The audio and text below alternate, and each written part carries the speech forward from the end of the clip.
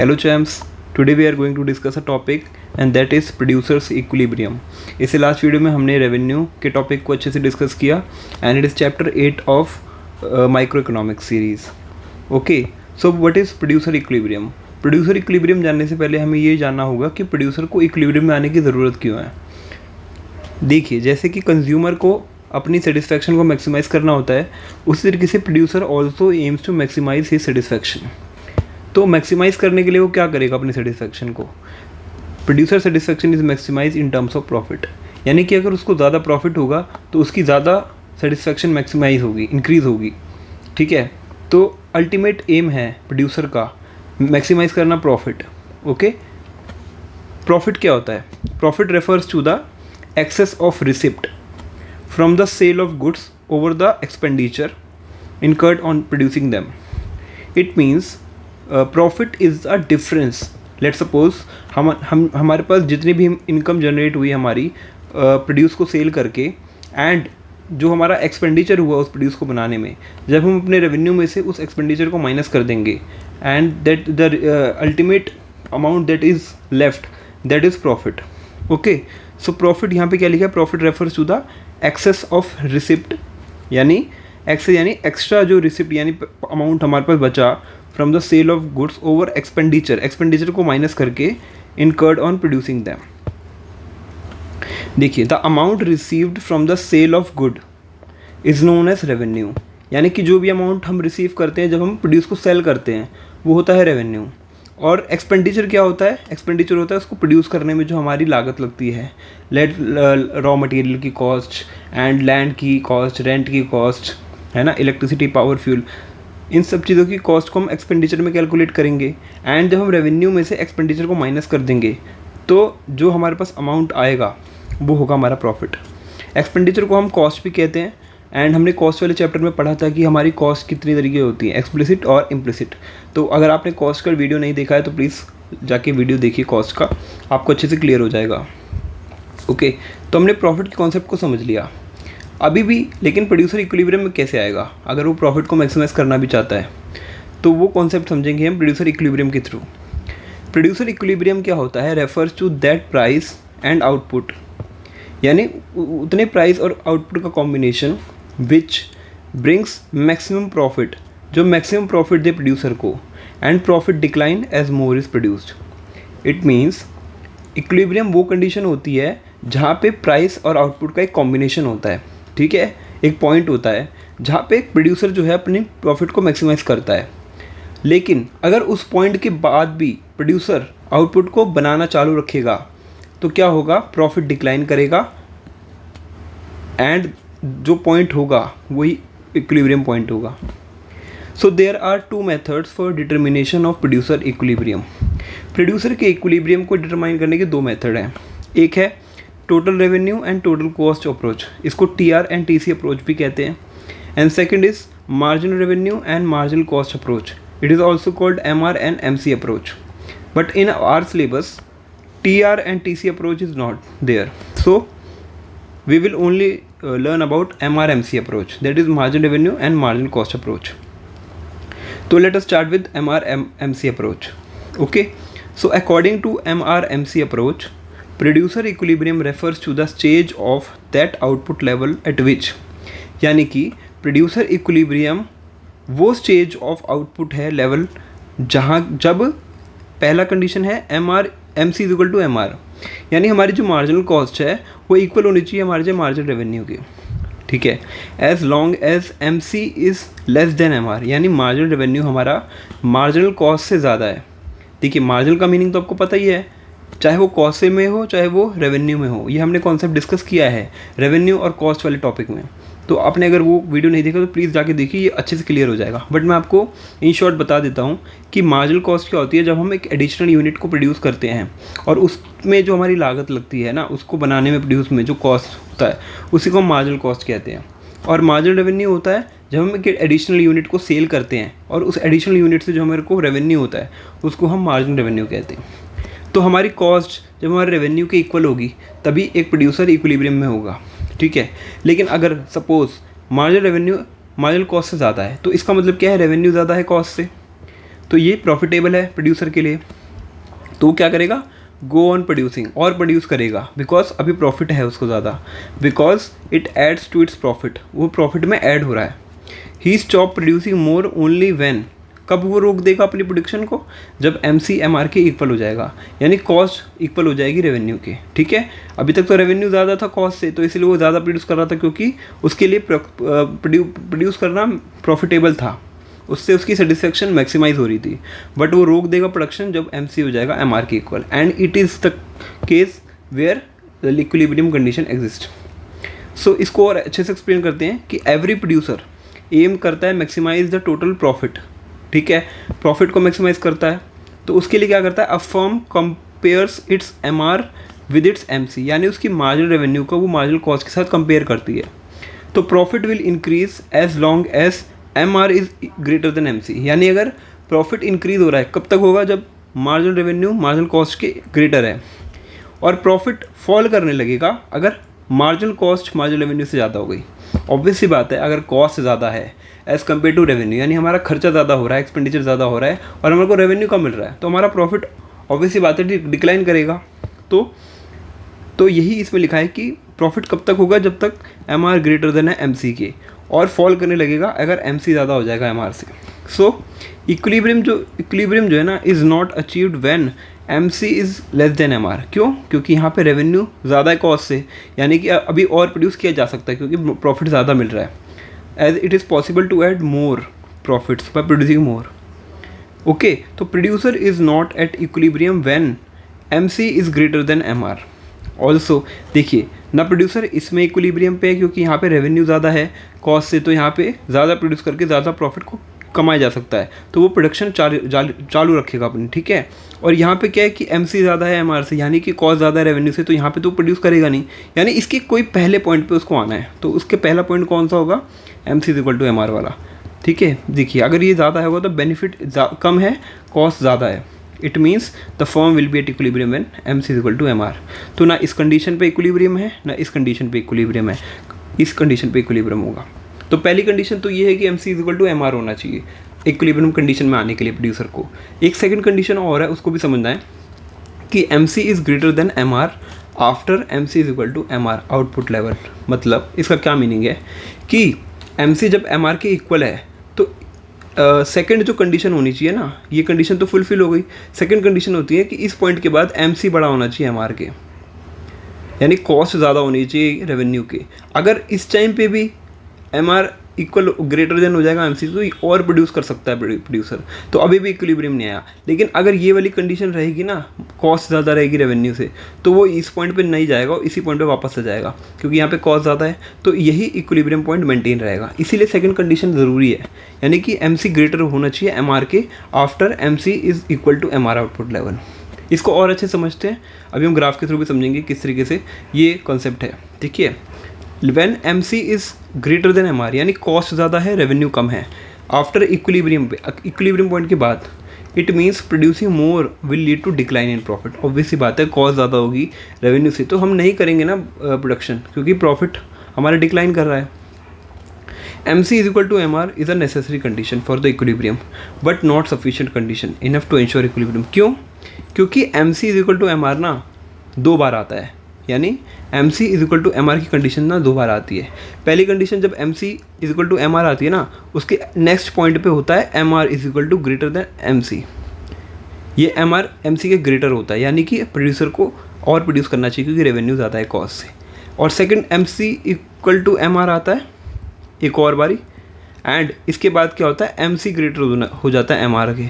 इस कंडीशन पे नहीं आना है इसको, क्योंकि यहाँ पे कॉस्ट ज़्यादा है, यानी ये वाला तो इक्विलिब्रियम पॉइंट नहीं होगा, लेकिन ये वाला होगा, क्योंकि इसके बाद MC ग्रेटर हो जाएगा MR की, जो कि ये कंडीशन है। ठीक है, इसको हम ग्राफ के थ्रू समझेंगे तो आपको और अच्छे से क्लियर होगा। ठीक है, तो it is because MC is equal to MR में occur at more than 1 level of output. मैंने बोला ना, एक लेवल ऑफ आउटपुट से ज़्यादा बारी MC is equal to MR हो सकता है। Out of these, only after that output level is the equilibrium output when MC is greater than MR after equilibrium. Okay, तो MC जब ग्रेटर होगा MR के, उसके पिछला वाला जो पॉइंट होगा जब MC is equal to MR होगा, वही होगा इक्विलिब्रियम कंडीशन। ठीक है, देखिए अगर M C greater than M R है, यानी मार्जिनल कॉस्ट से ज़्यादा एम आर के, मार्जिनल रेवेन्यू के, then producing beyond M C is equal to M R output will reduce profit. Obvious सी बात है कि अगर ये इक्विलिब्रियम कंडीशन है एंड इसके बाद हम इस पॉइंट पे जा रहे हैं जहाँ पे कॉस्ट ज़्यादा है रेवेन्यू से, तो इस पॉइंट पे हमारे को प्रॉफिट नहीं होगा, डिक्लाइन करेगा, तो हमें वापस इस पॉइंट पे आना पड़ेगा, ठीक है ना। तो यही हमारी इक्विलिब्रियम कंडीशन हो जाएगी प्रोड्यूसर के लिए, ठीक है। और अगर एम सी लेस देन है हमारे, यानी रेवेन्यू ज़्यादा है कॉस्ट से, तो अभी हम और प्रोड्यूस करेंगे तो हमें और रेवेन्यू और प्रॉफिट होगा। Beyond M C is equal to M R output, तो it is possible to add profit, वही हम और प्रोड्यूस करेंगे बाय प्रोड्यूसिंग मोर। तो यही कंडीशन है। आप देखिए प्रोड्यूसर इक्विलिब्रियम हम जब ग्राफ के थ्रू समझेंगे ना, तो आपको ये दोनों पॉइंट अच्छे से क्लियर हो जाएंगे, ठीक है।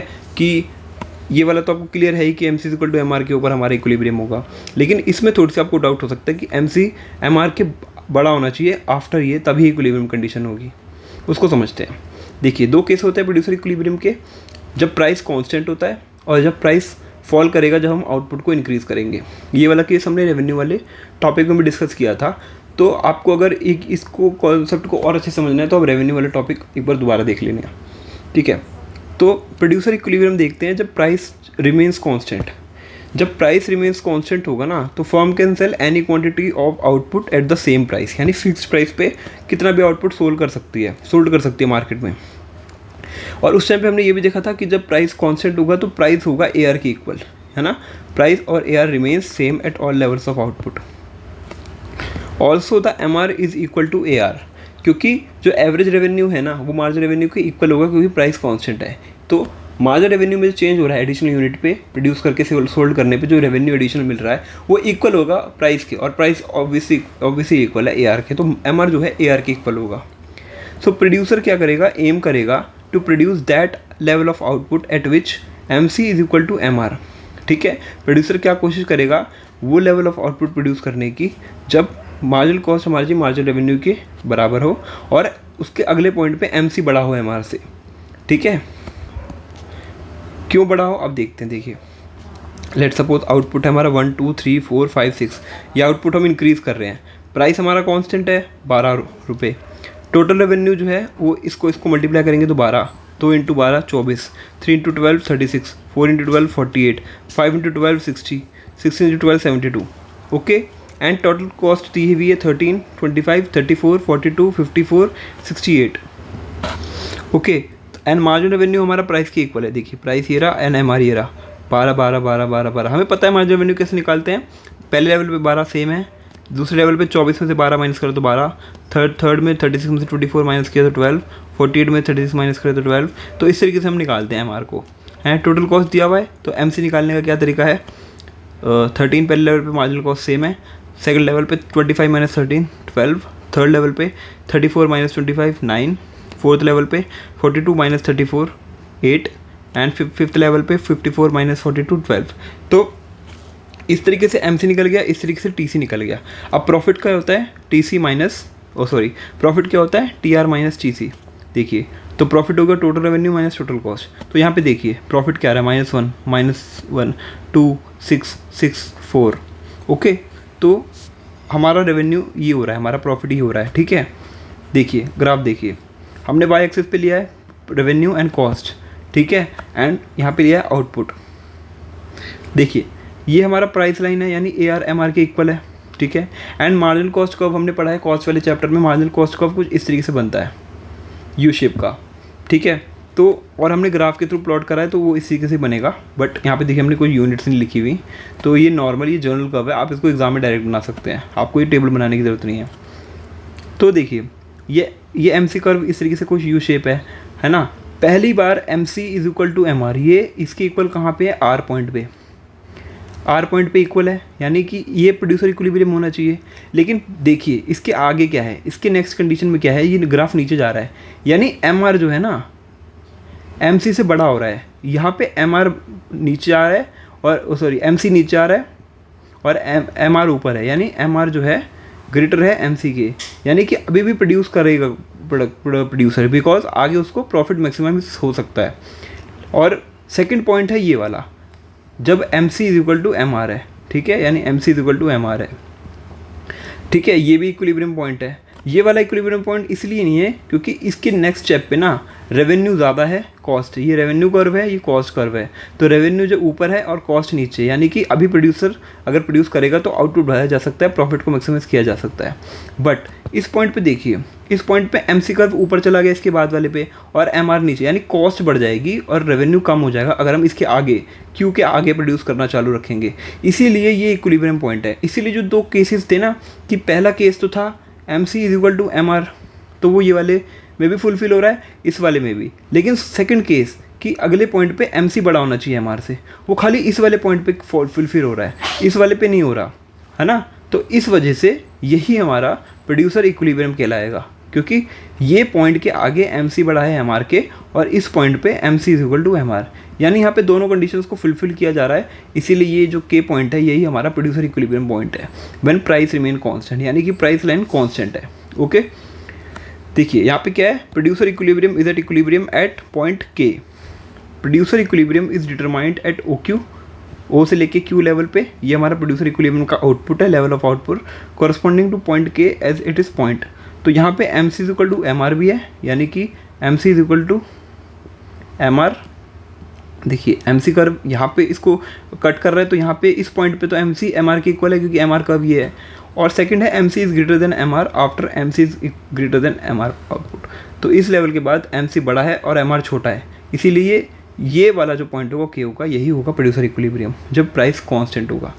और अगर हम टेबल के थ्रू देखिए तो फिफ्थ लेवल पे देखिए, फिफ्थ लेवल पे हमारा जो वो है क्या कहते हैं MR है और MC बराबर है, देखिए 12, इसीलिए यही वाला हमारा इक्विलिब्रियम पॉइंट है। यानी फिफ्थ 5 लेवल जब हम 5 आउटपुट प्रोड्यूस करेंगे तो हम इक्विलिब्रियम कंडीशन में होंगे।